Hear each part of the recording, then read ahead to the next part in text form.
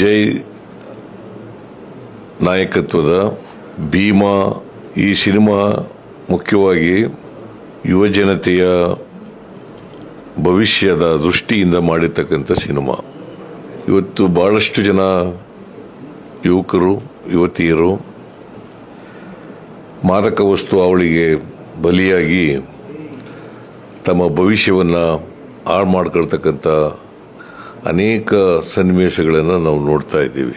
ಈ ಸಿನಿಮಾ ಉದ್ದೇಶ ಯುವ ಸಮೂಹ ಈ ಡ್ರಗ್ಸ್ ಅವಳಿ ಇದರಿಂದ ದೂರ ಇದ್ದು ತಮ್ಮ ಭವಿಷ್ಯವನ್ನು ರೂಪಿಸ್ಕೊಳ್ಬೇಕು ಅಂತಕ್ಕಂಥ ಸದುದ್ದೇಶದಿಂದ ಮಾಡಿರ್ತಕ್ಕಂಥ ಸಿನಿಮಾ. ಅದು ಸಫಲ ಆದರೆ ಸಿನಿಮಾ ಮಾಡೋದಕ್ಕೆ ಸಾರ್ಥಕ ಆಗ್ತದೆ ಅಂತೇಳಿ ನನಗನ್ಸುತ್ತೆ. ದುನಿಯಾ ವಿಜಯ್ ಅವರು ಇಂಥ ಒಂದು ಸಿನಿಮಾ ಮಾಡಿರ್ತಕ್ಕಂಥದ್ದು ಭಾಳ ಒಳ್ಳೆಯದು.